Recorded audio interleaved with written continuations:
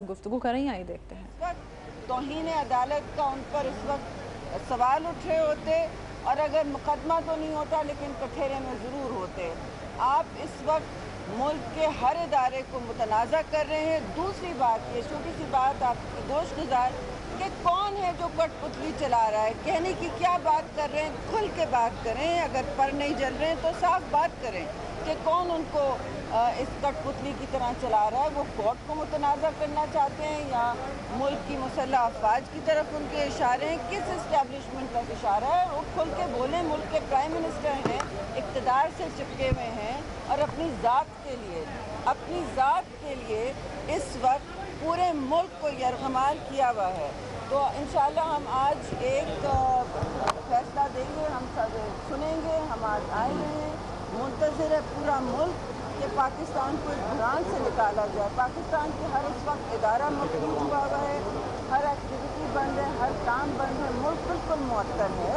और prime minister पे बनता है कि वो एक साल के बाद उनके पार्टी, उनके वकला, उनके दरबारी कोई उनको अच्छी एडवाइस दें जो उनको इन अंधेरों की तरफ नहीं धकेल रहा है। कोई फ़ायदा नहीं है कि वो अपना सियासी मुस्तक़बिल इस तरह तबाह करें और इदारों का टकराव उनको रोकें।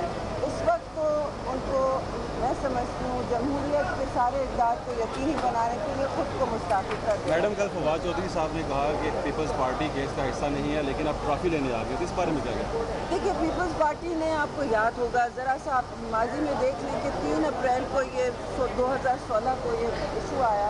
4 अप्रैल को पीपल्स पार्टी ने हमारे जलसे गढ़ी खुदा बख्श में चौधरी एतजाज़ अहसन ने इसका पहला मुतालबा वहाँ से रेज़ किया। उसके फ़ौरन बाद हम इलेक्शन कमीशन खोसा साहब देखे गए। ये सारी जो इस वक्त इस्तदा बनी है। फिर तीसरी बात, हमारे टर्म्स ऑफ रेफरेंस जिस पर बहुत सारी पार्टियों ने मिलजुल कर हमारी क़यादत में इसको तश्कील किया है। फिर हम इसको वहाँ पार्लियामान ले गए। उधर भी मियाँ साहब को सुनहरी मौका था कि वो जवाब देते, लेकिन उनके हर जवाब में तज़ाद है।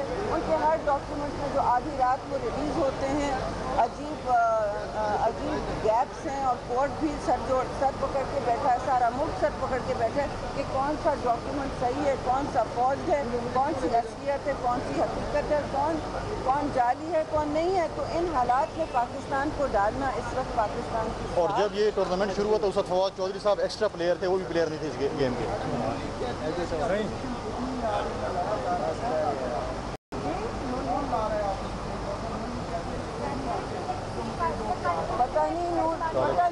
पता नहीं नून लीग को कहाँ से खर्चा हुआ है कि वो सियासत में शायद देर से आए हैं, मगर हमने इनके साथ चार्टर ऑफ डेमोक्रेसी में इनको तस्लीम किया था कि ये अब माशाअल्लाह की बाक़ियात नहीं रहे। लेकिन मेरा फिर मुँह ना खुलवाए कि नून लीग कहाँ से आई है।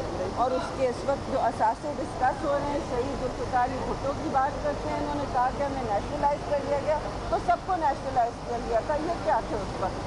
1 रुपये में फिर उन्होंने ज़ियाउल हक़, उनके मेंटर और पेट्रन और मोहसिन से उन्होंने वापस खरीदी, मिले करोड़ों रुपए फिर ज़ियाउल हक़ से दिए। मेरा भी मुँह ना खुलवाएँ, कहते हैं मंसूबे हमारे मुतनाज़ा नहीं है।